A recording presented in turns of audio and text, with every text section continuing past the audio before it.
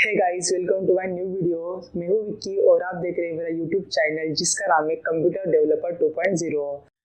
आज की जो वीडियो होने वाली है, आपको वीडियो के टाइटल या फिर जो थंबनेल वगैरह है उससे समझ में आ ही गया होगा। जो टीसीएस का जो रोड मैप है उसके ऊपर आज की टोटली वीडियो होने वाली है। तो इस वीडियो के अंदर मैं आपको क्या बताने वाला हूँ, जो टीसीएस के अगर आपको ऑफर लेटर आ गया या फिर टीसीएस के अंदर आप जस्ट अप्लाई करते हो और अप्लाई होने के बाद जब आपको टीसीएस की तरफ से प्रोजेक्ट अलोकेट होता है तो बीच में की जो प्रोसेस होती है वो सारी की सारी इस वीडियो के अंदर आपको पता चलने वाली है। तो अगर आप भी टीसीएस के अंदर ज्वाइन होना चाहते हो फिर टीसीएस की तरफ से आपको ऑफर लेटर जनरेट हो गया है तो इस वीडियो को पूरा एंड तक जरूर देखना, ताकि इससे आपको डेफिनेटली इन फ्यूचर में हेल्प मिलने वाली है। तो सबसे पहले हम स्टार्ट करते हैं फर्स्ट स्टेप जो होती है दोस्तों, वो टीसीएस के अंदर आपको अप्लाई करना है। या फिर अप्लाई करने से पहले आपको समझ में आना चाहिए कि टीसीएस के इंटरव्यू के लिए या फिर टीसीएस को ज्वाइन होने के लिए आपको कौन से क्राइटेरिया की जरूरत होती है। तो तीन जो क्राइटेरिया होते हैं वो तो मिनिमम होते हैं दोस्तों। और ये जो वीडियो होने वाली है सिर्फ और सिर्फ फ्रेशर्स या फिर जिनको मैक्सिमम 2 इयर्स का एक्सपीरियंस है उन्हीं लोगों के लिए ये होने वाली है। तो मेक श्योर कर लेना अगर आपको 2 ईयर प्लस एक्सपीरियंस है तो ये वीडियो उनके लिए नहीं होने वाली है, फिर उनके लिए मैं अलग से एक वीडियो बना दूंगा। तो बात करते हैं जो क्राइटेरिया होता है वो मिनिमम तो होता ही है, इसके अलावा भी कुछ क्राइटेरिया होता है, वो आपकी जो पोजीशन वगैरह होती है उस हिसाब से वो चेंज होता है। तो क्राइटेरिया जो होता है फर्स्ट, यानी कि दोस्तों आपको जो थ्रू आउट एजुकेशन है ना, मतलब 10वीं हो गया, 10th हो गया, 12th हो गया या फिर आपने डिप्लोमा किया या फिर कोई भी डिग्री वगैरह की होगी तो आपको मिनिमम 60% होने ही चाहिए। अगर आपको 59.99% भी है तब भी दोस्तों आप टीसीएस का जो मतलब हम जिसपे अप्लाई वगैरह करते हैं जो पोर्टल है वहाँ पे आप अप्लाई नहीं कर पाओगे। सेकंड जो होता है दोस्तों वो होता है आपका गैप। तो आपका जो थ्रू आउट एजुकेशन होता है आपको मैक्सिमम 2 इयर्स का गैप वहाँ पे ऑफिशियली अलाउड है दोस्तों। कुछ रेयर कंडीशंस होती है, फिर कुछ रेयर केसेस होती है जिसके अंदर वो 3 साल का गैप भी कंसिडर कर लेते हैं। अब बात कर लेते हैं जो 2 साल का गैप है वो आप किस तरह से काउंट करोगे। तो फॉर एग्जांपल अगर आप 10 के बाद आपको पर्टिकुलर कोई गैप वगैरह आ गया या फिर आप फेल हो गए हो या फिर किसी कारणवश आप सपोज पास आउट भी हुए हो लेकिन आपने गैप लिया है तो वो एज अ 1 ईयर का या फिर मतलब ऑब्वियसली अगर आपने 10th इस बार पास किया और अगर आपने गैप लिया तो 1 साल का होने ही वाला है, तो वो 1 साल का कंसिडर होगा। और इन फ्यूचर अगर आपने कभी फिर से गैप आया आपको या फिर जैसे अगर मैं एक एग्जांपल दूं, मैक्सिमम लोग जो बीटेक वगैरह करते हैं फिर इंजीनियरिंग करते हैं वहाँ पे उनको वाईडी लगता है। वाईडी आपको पता ही होगा दोस्तों, अगर आप प्रॉपरली सब्जेक्ट जो वो क्लियर नहीं कर पाते तो आपको जो अगला वाला सेमेस्टर होता है या फिर अगला वाला जो ईयर होता है आप उसके लिए प्रॉपरली मतलब कंसिडर नहीं किए जाते हो, तो वो भी आपका गैप यहाँ पे कंसिडर होने वाला है। या फिर अगर आपका लास्ट सेमेस्टर कंप्लीट हो गया यानी कि आपका जो एजुकेशन है आप ग्रेजुएट हो गए हो और उसके बाद अगर आपने किसी भी पर्टिकुलर कॉलेज में एडमिशन नहीं लिया यानी कि पोस्ट ग्रेजुएशन के लिए अगर एडमिशन नहीं ले रहे हो तो इसके बाद के जो दिन होते हैं जैसे आप काउंट कर लो, अगर आप किसी कंपनी में ज्वाइन कर रहे हो या फिर किसी आपको पोस्ट ग्रेजुएशन करना है तो उसके अंदर के जो मंथ होते हैं ना, हालांकि आप पास आउट हो गए हो लेकिन फिर भी उसके बाद आपका गैप कंसिडर किया जाएगा। तो ये होना चाहिए मैक्सिमम 2 साल का। अब बात करते हैं आपने क्राइटेरिया तो फिल कर लिया, इसके बाद की प्रोसेस क्या है। इसके बाद दोस्तों आप टीसीएस के अंदर आपको अप्लाई करना है। अप्लाई करने के लिए आप टीसीएस के अंदर आप 2 वेज होते हैं जिसके थ्रू आप टीसीएस के अंदर जा सकते हो। फर्स्ट जो वे होता है वो होता है आप टीसीएस की जो इंटरनल्स एग्जाम होती है या फिर सभी फ्रेशर्स के लिए वो एग्जाम होती है। फ्रेशर्स इन द सेंस अगर आप एक कंसिडर करो दोस्तों, मैं जब भी फ्रेशर्स का वर्ड बोलूंगा ना तो आपको 2 साल का एक्सपीरियंस वहाँ पे कंसिडर कर लेना है। तो जो भी फ्रेशर्स वगैरह होते हैं उनके लिए 2 एग्जाम्स होती है, एक होती है एनक्यूटी और एक होती है कोडविटा। अगर आपको एनक्यूटी के थ्रू जाना है तो आपको सेम एक पोर्टल होगा, उसके अंदर आपको वहाँ पे मतलब पूरी की पूरी रजिस्टर करना है, आपकी जो सारी डिटेल्स है वो फिल करनी है और फिल करने के बाद कुछ मिनिमम फीस वगैरह होती है, आपको वो फीस वहाँ पे पेड करके फिर वो एग्जाम देनी होती है। और बात कीजिए इस एग्जाम की तो दोस्तों ये एग्जाम आप 1 साल के अंदर मल्टीपल टाइम्स दे सकते हो। और जो सेकेंड वाली एग्जाम होती है वो होती है कोडविटा, ये 1 साल के अंदर एक ही बार कंडक्ट होती है, यानी कि आप ज्यादा एक से मतलब 2 बार 1 साल के अंदर नहीं दे पाओगे। इसके अंदर दोस्तों देखा जाए तो 3 राउंड होते हैं, बट आपको इंटरव्यू में जाने के लिए 1 राउंड सफिशिएंट है। अगर आपने फर्स्ट राउंड में अच्छा कर लिया है, आपकी अच्छी रैंक आ गई है तो डेफिनेटली आपको टीसीएस की तरफ से इंटरव्यू का ऑफर आने वाला है। इंटरव्यू दोस्तों बाद में डिपेंड होता है कि आप उसमें फेल हो या फिर पास या फिर आपने क्लियर किया या नहीं, वो बात की बात है। बट अगर आपने फर्स्ट राउंड अच्छे से क्लियर किया है, मैं आपको इसका शॉर्ट में एग्जांपल भी दे देता हूँ। जैसे तो एनक्यूटी वगैरह होती है दोस्तों, इसके मतलब अलग से एक वीडियो तो इसके ऊपर मैं बना दूंगा कि पैटर्न क्या होता है, मिनिमम कितने मार्क्स चाहिए, कौन से टाइप के क्वेश्चंस आते हैं, इसके ऊपर तो बात मैं अलग से बता दूंगा, बट मैं आपको शॉर्ट में बताता हूँ। जो टीसीएस की एनक्यूटी होती है, तो एनक्यूटी के अंदर दो सेक्शंस होते हैं। एक हो गया दोस्तों आपका इंग्लिश वगैरह हो गया, फिर एप्टीट्यूड हो गया, और जो सेकंड वाला होता है वो होता है प्रोग्रामिंग का। प्रोग्रामिंग की जो लेवल होती है यहाँ पे बस दो ही प्रोग्राम आते हैं, एक लो लेवल का यानी कि बेसिक लेवल का और एक मीडियम लेवल का। तो इस तरह से इसका पैटर्न होता है। और इसके अंदर भी दोस्तों आपको मिनिमम मतलब हम मान के चले तो आपको डिस्टिंक्शन निकालना पड़ता है। और जो सेकेंड वाली एग्जाम होती है जो होती है कोडविटा, तो कोडविटा के अंदर आपको 6 प्रोग्राम होते हैं। 6 के 6 दोस्तों एकदम हाई लेवल के तो नहीं बोलूंगा, बट 2 मीडियम लेवल के, जो 2 होती है वो थोड़े हार्ड लेवल के, और जो लास्ट के 2 होते हैं मतलब 6 में से 4 तो हो गए, और जो 2 होते हैं वो हार्डनेस से थोड़ा सा आप मतलब एडवांस लेवल के आप मान सकते हो। इस तरह के प्रोग्राम होते हैं। अब बात की जाए, आपने अगर ये जो एग्जाम से इनके एग्जाम के थ्रू अगर आप नहीं जाना चाहते हो तो और एक ऑप्शन अवेलेबल है आपके लिए। वो जो ऑप्शन होता है वो रेफरल का होता है। अगर आपका कोई पर्सन जो आपको पहचानता हो, जो टीसीएस के अंदर ऑलरेडी वर्किंग में है, उनके प्रोजेक्ट के अंदर अगर कोई जगह अवेलेबल है आपके, मतलब अगर आपकी प्रोफाइल उसके थ्रू मैच हो रही है, जैसे कि आपने कोई कोर्स वगैरह किया होगा, फिर कोई सर्टिफिकेशन किया होगा, तो आप उस तरह से भी वहाँ पे जा सकते हो। उस कंडीशन में आपको ये एग्जाम क्लियर करने की कोई भी जरूरत नहीं होती है।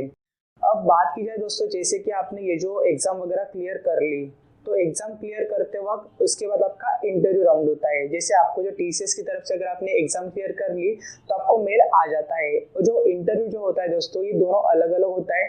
जैसे टीसीएस एनक्यूटी के लिए अगर देखा जाए तो ऑब्वियसली वहाँ पे निंजा एंड डिजिटल पोजीशन होती है।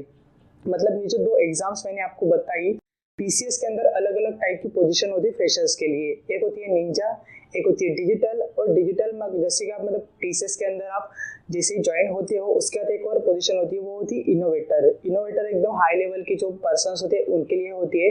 बट अगर जैसे कि कोडविटा अगर आपने मतलब तीनों राउंड अच्छे से क्लियर कर लिए तो आपको डायरेक्टली इनोवेटर की पोजीशन भी मिल सकती है। बट वो बहुत रेयर कंडीशंस होती है दोस्तों, क्योंकि उसके लिए आपको थोड़ा एक्सपीरियंस भी चाहिए होता है, जो कि आपको अगर आप फ्रेशर्स हो तो उतना आप मतलब एक्सप्लोर नहीं कर पाते हो चीज़ें।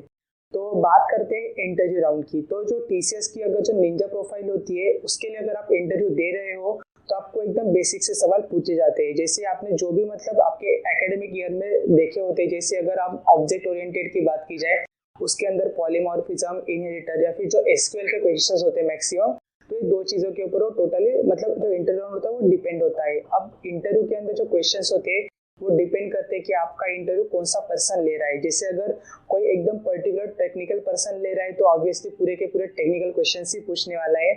और अगर कोई नॉन टेक्निकल वाला आपका इंटरव्यू ले रहा है तो आपको एकदम बेसिक से क्वेश्चन पूछे जाते हैं। ये आपके टोटली लक के ऊपर डिपेंड होता है। और बात कीजिए जो डिजिटल की प्रोफाइल होती है उसके अंदर ऑब्वियसली बेसिक से तो क्वेश्चन पूछे जाते ही है, बट थोड़े एडवांस लेवल के क्वेश्चन भी आपको पूछे जाते हैं। ऑब्वियसली जो दोनों की जो सैलरी होती है एक्सपेक्टेशन या फिर उसका जो रेंज होती है जो टीसीएस निंजा के लिए मिलती है वो 3.36 से लेकर 3.50 तक मिलती है। ये डिपेंड करता है आपने बीई की है मतलब यानी कि ग्रेजुएशन किया है फिर पोस्ट ग्रेजुएशन किया है।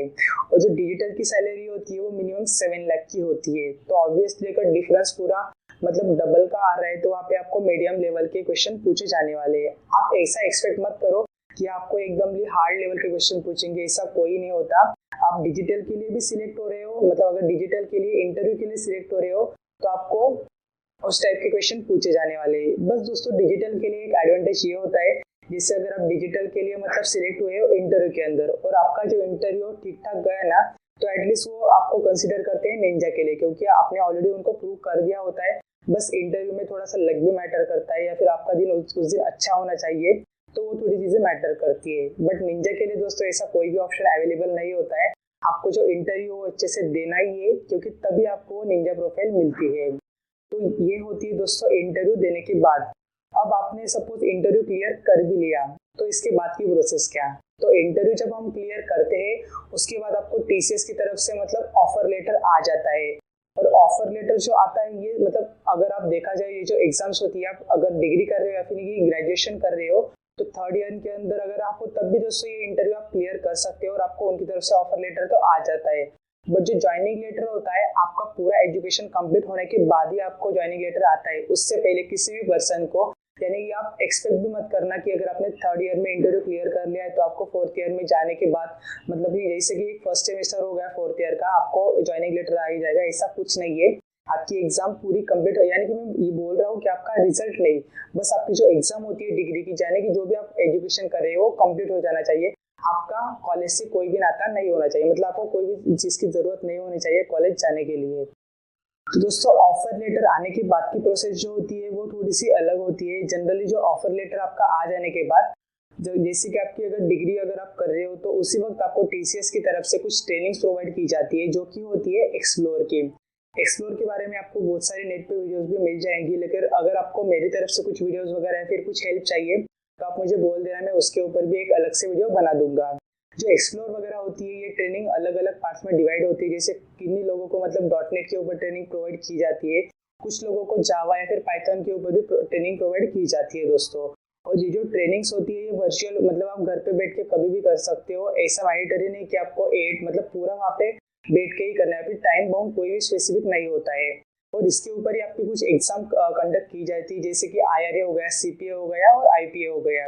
सीपीए जो एग्जाम्स होती है ये जनरली कोरोना के टाइम होती थी, अब ये एग्जाम मतलब डिसकंटिन्यू कर दी गई है, क्योंकि तब उनको मतलब जो हमारे सेंटर्स होते हैं आईओएन सेंटर, वहाँ पे आने के लिए भी मतलब कोई ट्रांसपोर्टेशन अवेलेबल नहीं था। बट दोस्तों अब वो सारी चीज़ें अवेलेबल हो गई है, तो जो भी एग्जाम्स होती है टीसीएस की, इंटरनल हो या एक्सटर्नल, ये सारी की सारी आईओएन सेंटर्स पे ही कंडक्ट की जाती है। इसके ऊपर भी आपको एक अलग से वीडियो देखने को मिल जाएगी। इस एग्जाम का आपको फायदा क्या है, फिर बेनिफिट्स क्या है, मैं आपको बता देता हूँ। जो आईपीए वगैरह होती है दोस्तों, फिर आईआरए वगैरह होती है, यानी कि मैं आईपीए की बात करूंगा, इसके बाद की अलग से बात करूंगा। आईपीए के अंदर अगर आपने 80+ अबव मार्क्स किया, यानी कि आपने अगर वहाँ पे डिस्टिंक्शन लिया ना दोस्तों, तो जो आपकी ज्वाइनिंग होती है, ज्वाइनिंग होने के बाद जो आपकी फर्स्ट मंथ या फिर जो फर्स्ट 3 महीने की सैलरी होती है, उसके अंदर आपको 60,000 एक्स्ट्रा बोनस मिलता है। मैं ये नहीं बात कर रहा हूँ कि आपको कब मिलेगा, बट जो फर्स्ट 3 मंथ्स होती है उसके अंदर आपको 60,000 वहाँ पे मिल जाते हैं। और अगर सपोज आपने डिस्टिंक्शन नहीं लाया है, लेकिन अगर आप 55+ अबव स्कोर भी लाते हो, मतलब 55 से लेके 80 के बीच के अंदर, तो आपको 40,000 बोनस यहाँ पे देखने को मिल जाएगा, यानी कि मिलने ही वाला है 101%। और इसका एक और बेनिफिट्स होता है, अगर आपने मतलब एक एग्जांपल के थ्रू अगर मैं बात की जाए, ये जो एग्जाम्स होती है मैंडेटरी नहीं होती क्लियर आउट करना ज्वाइनिंग के लिए। अगर आपने एग्जाम मतलब क्लियर नहीं भी किया, मतलब पास आउट नहीं कर पाए, तो कोई बात नहीं, आपकी टीसीएस की ज्वाइनिंग तो 101% होने ही वाली है। इन एग्जाम का बस दो ही बेनिफिट्स होता है, एक तो होता है दोस्तों आपको बोनस मिल जाएगा, और सेकंड जो होता है अगर आपने इसको डिस्टिंक्शन में अगर आपने पास आउट किया है, तो आपको जो ट्रेनिंग डेज होते हैं टीसीएस के अंदर ज्वाइनिंग होने के बाद वो कम हो जाते हैं। यानी कि आपका जब ऑफर लेटर जनरेट होता है वो वाली जो ट्रेनिंग होती है वो एक्सप्लोर होती है, लेकिन टीसीएस के अंदर आप जब ज्वाइन होते हो उसके बाद भी एक और ट्रेनिंग होती है दोस्तों, उसको हम एक्सपीरियंस या फिर एक्सपीरिया वगैरह बोलते हैं। तो ये जनरली 8 डेज की या फिर 3 to 4 वीक्स की होती है, डिपेंड करता है कि आपका स्कोर कितने लेवल का है। जैसे कि अगर आपका जो स्कोर है वो 80+ अब है, तो ऑब्वियसली ये ट्रेनिंग रिपोर्ट सिर्फ 1 वीक की होती है। और अगर आपका इसके नीचे या फिर आपने फेल हुआ है, आप मतलब आप फेल हो गए हो या फिर आपका स्कोर 80 अब नहीं है, तो आपकी ये जो ट्रेनिंग होती है मिनिमम 3 वीक्स की या फिर मैक्सिमम 4 वीक्स की होती है। और ये ट्रेनिंग कंप्लीट होने के बाद की जो प्रोसेस होती है वो एक्चुअल होती है। यहाँ पे आपकी जो प्रोफाइल होती है वो आरएमजी के दी जाती है, और जो आरएमजी वगैरह होते हैं वो आपकी प्रोफाइल जो टीम लीडर होते हैं, यानी कि जो ऑपरेशन मैनेजर वगैरह होते हैं, इन दोनों में से किसी के पास भी जाती है, और वो आपको कॉल कर दे कि आपकी प्रोफाइल हमारे प्रोजेक्ट के लिए मैच हो रही है, तो आपको ये प्रोजेक्ट ज्वाइन करना है या नहीं। तो इन चीज़ों की दोस्तों यहाँ पे ध्यान में रखने की बात ये है, जब आप किसी भी पर्टिकुलर पर्सन का अगर आपको कॉल आ रहा है ना, तो आपको वहाँ पे थोड़ा सोच लेना है कि वो पर्टिकुलर टेक्नोलॉजी सच में मेरे बेनिफिशियल की है या नहीं है। जैसे मैक्सिमम केसेस में क्या होता है, अगर आप कोडविटा के थ्रू भी जा रहे हो, तो अगर वो पर्टिकुलर प्रोजेक्ट सपोर्ट का है तो आपका वहाँ पे मतलब कुछ आपको बेनिफिट्स नहीं मिलने वाला है। और जैसे मैं अगर एक एग्जांपल के थ्रू समझाने की कोशिश करूँ, कुछ लोगों को इंटरेस्ट होता है डेवलपिंग में, और कुछ लोगों को इंटरेस्ट होता है टेस्टिंग या फिर सपोर्ट के अंदर। तो जिस पर्सन का भी आपको कॉल आने वाला है ना, या फिर आया होगा, उसको आपको क्लियरली पूछ लेना है कि ये डेवलपिंग प्रोजेक्ट है या फिर नॉर्मली हमारा टेस्टिंग का या फिर सपोर्ट का प्रोजेक्ट है। क्योंकि यहाँ पे क्राइटेरिया ये होता है, जैसे आप वो प्रोजेक्ट के लिए हाँ बोलते हैं या फिर आपकी ऑनबोर्डिंग वहाँ पे हो जाती है, तो आप 18 मंथ तक उस प्रोजेक्ट से आपको मतलब रिलीज नहीं मिलेगा। इसमें रेयर कंडीशन भी ये होती है कि आपका परफॉर्मेंस अच्छा नहीं होगा, या फिर वो जो प्रोजेक्ट की जो मतलब ड्यूरेशन होती है वो कम होती है, फिर वो प्रोजेक्ट चला गया, तो उस कंडीशन के अंदर आपको 18 मंथ से कम में भी इससे रिलीज मिलता है।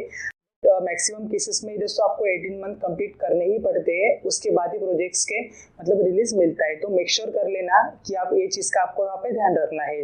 और बस मैं एक चीज बताना आपको भूल गया, जब हम इंटरव्यू देते हैं टीसीएस का तो आपको जो पिछले 6 मंथ्स होते हैं ना दोस्तों, और एक क्राइटेरिया है मतलब ये, तो आपने वहाँ पे कोई भी टीसीएस का इंटरव्यू नहीं दिया होना चाहिए। अगर आपने 6 मंथ के अंदर कोई इंटरव्यू दिया है तो आप इस इंटरव्यू के लिए एलिजिबल नहीं होगे, यानी कि आपने अगर एग्जाम क्लियर भी कर ली ना तब भी आपको टीसीएस के इंटरव्यू में आपको बैठने नहीं दिया जाएगा।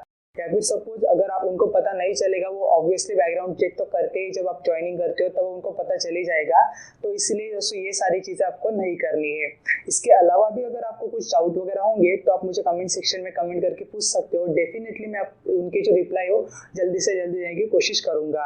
तो दोस्तों आज के वीडियो में बस इतना ही। तो अगर आपको वीडियो पसंद आई होगी तो वीडियो को लाइक और चैनल को सब्सक्राइब जरूर कर देना। तो मिलते हैं नेक्स्ट वीडियो में, तब तक के लिए गुड बाय।